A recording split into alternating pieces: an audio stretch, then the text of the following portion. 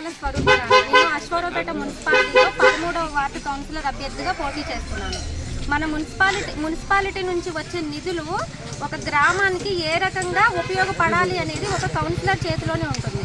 మనం ఏం చేస్తే గ్రామ అభివృద్ధి ఉంటుంది. ఒకవేళ ఏదన్నా ఒక రోడ్ లేదు, మామూలు మట్టి రోడ్డే ఉంది, అక్కడ ఇవ్వాలా, లేకపోతే ఇంకా ఎదరికేయాలా, ఏం చేయాలి, లేకపోతే స్కూల్లో ఫెసిలిటీస్ మంచిగా ఉన్నాయా లేవా, వాటర్ ఫెసిలిటీ మంచిగా ఉందా లేదా, ఏది చేయాలన్నా ఒక కౌన్సిలర్ చేతిలోనే ఉంటుంది. మన ఊరిలో ఆ కౌన్సిలర్ పదవి అనేది మన ఊరి వాళ్ళకి మనం ఇచ్చుకుంటే ఎదుటి వాళ్ళ దగ్గరికి వెళ్ళి, చైర్మన్ దగ్గరికి వెళ్ళి మాకు ఇది కావాలి, మేము ఇంత పోరాడి మమ్మల్ని గెలిపించుకొని మేము చేసింది ఎందుకు, మాకు ఇది కావాలని అడిగి తీసుకొచ్చుకోవడానికి ఉంటుంది.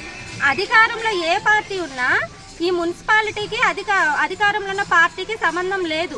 మనకి కేంద్రం నుంచి వచ్చేది నిధులు. ఆ నిధులను ఉపయోగించడానికి ఏ పార్టీ అధికారంలో ఉంటే ఏమైంది, బీఆర్ఎస్ ఉంటే ఏమైంది, కాంగ్రెస్ ఉంటే ఏమైంది, బీజేపీ ఉంటే ఏమైంది, ఏ పార్టీ ఉన్నా కౌన్సిలరే కదా చేయాలి. కౌన్సిలర్ చేయడానికి పైన ఉన్న పార్టీతో సంబంధం లేదు. పైన పార్టీ అది ఉంది, మీరు ఇప్పుడు బీఆర్ఎస్కి వేయొద్దు అంటారు, బీఆర్ఎస్కి మీరు గెలిపిస్తే మీకు ఏ పని జరగదు అని చెప్తారు. అవి ఏవి నమ్మవద్దు మీరు. ఎందుకంటే పార్టీకి ప్రభుత్వానికి సంబంధం లేదు. ఇది కేంద్రం నుంచి వచ్చే నిధులతో మన గ్రామాన్ని అభివృద్ధి చేసుకోవడానికి చేసేది. కౌన్సిలర్గా గెలిపించడం అంటే మన ఊరిని మనం గెలిపించుకున్నట్టే. మన ఊర్లో ఏ ఫెసిలిటీస్ కావాలి అనేది కూడా మేము అడుగుతూ ఉంటే చెప్తున్నారుగా మీరు, మాకు రేషన్ లేదు కావాలంటున్నారు. మేము మీకు అప్పటికప్పుడు చెప్పాము, రేషన్ బియ్యం మేము ఏర్పాటు చేపిస్తాము, మినరల్ వాటర్ ట్యాంక్ కావాలంటే మినరల్ వాటర్ ట్యాంక్ ఫెసిలిటీ చేపిస్తానని చెప్పారు. మన ఉదయజ్యోతి మేడం గారు కూడా చెప్పారు. వెనిలా హాస్పిటల్లో 13వ వార్డు నుంచి నేను గెలిస్తే 5 సంవత్సరాలు ఉచిత ఓపీ ఇస్తానని చెప్పారు. ఇప్పటి వరకు ఎవరైనా 5 సంవత్సరాలు ఉచితంగా ఓపీ ఇస్తానన్న డాక్టర్ని ఎక్కడైనా చూసారా మీరు? మన కోసం ఎందుకు చెప్పారు? ఒక ఆడపిల్లగా ముందుకొచ్చి మనం నిలబడి చేస్తున్నాము.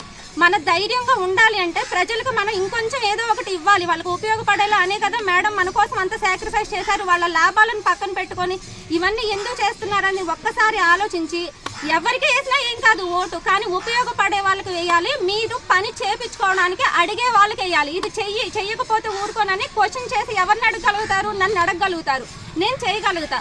ఒకవేళ నేను చేయలేదనుకోండి, చెంప మీద మీరు కొట్టగలుగుతారు. ఎదుటి వాళ్ళని కొట్టగలుగుతారా? కొట్టలేరు. నేను ప్రతి ఇంటికి డోర్ టు డోర్, ఇప్పుడు మనం ప్రచారంలో చేసినప్పుడు ఎలా అతికిస్తున్నామో పాంప్లెట్లు అవి ఫ్లెక్సీలు అవి, ప్రతి ఇంటికి నా ఫోన్ నెంబర్ నేను అతికిస్తాను. మీరు ఏది కావాలన్నమ్మ స్వరూప వచ్చి ఈ పని చెయ్యి అని అడగొచ్చు నన్ను. ఒకవేళ నేను చెయ్యకపోతే నిలబెట్టి నన్ను ఎందుకు చేయలేదు ఆ రోజు ఇలా బ్రతిమలాడావు ఓటేయమని అనొచ్చు. కేసీఆర్ గారి నాయకత్వంలో ఇంత ముందుకెళ్తున్న ఈ తెలంగాణలో అశ్వారావుపేటలో మాత్రమే తొక్కేయాలని మాత్రం ఆలోచించొద్దు. ఆయన ఎన్ని సదుపాయాలు చేశారు? రైతు బంధు ఇస్తానన్నారు, 10,000 రైతు బంధు ఎన్నిసార్లు ఇచ్చారు? 16 సార్లు ఇచ్చారు.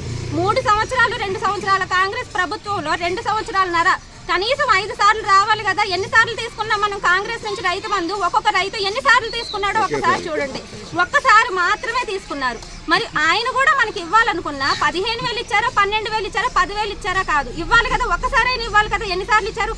ఆ ఒక్కసారి ఇచ్చి మిగిలిన ఏం చేశారు ఆయన? అవి కూడా కేసీఆర్ గారు వదిలిన డబ్బులు ఆ ఫస్ట్ టైం ఇచ్చినాయి. తర్వాత వీళ్ళు వదలలేదు, వీళ్ళు ఇవ్వలేదు, ఇవ్వరు. ఏంటంటే ఇల్లు ఎవరికైనా సామాన్యుడు ఏమనుకుంటాడు? నాకు ఇల్లు కావాలి అనుకుంటాడు. ఇల్లు అనేది ఎవరికైనా సామాన్యుడికి కోరిక. సొంత ఇల్లు ఉండాలనేది ప్రతి సామాన్యుడి కోరిక. అదొక్కటి చూపించి మేము ఇల్లు ఇస్తాము ఇల్లు మాత్రమే ఇస్తారు. అది కూడా ఎంతమందికి ఇస్తారు? ఒక గ్రామంలో ఒక 20 ఇల్లులు కావాలంటే 2, 3, ఒక 10 ఇస్తారు. మరి మిగిలిన వాళ్ళ సంగతి ఏంటి? కేసీఆర్ గారు ఎన్ని కుటుంబాలను ఆదుకున్నారు, ఎన్నెన్ని పథకాలు తీసుకొచ్చారు. మన గుర్రాల చెరువులో అయితే చదువుతున్న ప్రతి ఒక్కరూ గురుకులంలో చదువుతున్నారు. ఆ గురుకులం ఎక్కడి నుంచి వచ్చింది? మన కేసీఆర్ గారు ఇచ్చింది. ఎలా చదవాలి, ఏం చేయాలి, ప్రతిదీ. చనిపోయిన తర్వాత శ్మశానం గురించి కూడా కేసీఆర్ గారిని ఎవరో అడిగారని పాపం ప్రతి ఊరికి ఆయన శ్మశానం పెట్టించారు. ఇన్ని రోజుల్లో ఇంతమంది నాయకుల్లో ఎవరైనా అలా చేశారా? కేసీఆర్ గారు మాత్రమే ప్రతి ఊరికి శ్మశానం వాటికి కట్టించారు. కేసీఆర్ గారిని గెలిపించేది మన ఊరిని గెలిపించడమో లేకపోతే మన ఇంట్లో వాళ్ళని గెలిపించడమో కాదు, ఒక కౌన్సిలర్ని గెలిపించడం కాదు. అశ్వారావుపేటలో బీఆర్ఎస్ జెండా ఎగిరింది అంటే అది కేసీఆర్ గారు గెలిచినట్టు, మనం గెలిచినట్టు కాదు. అర్థం చేసుకోండి.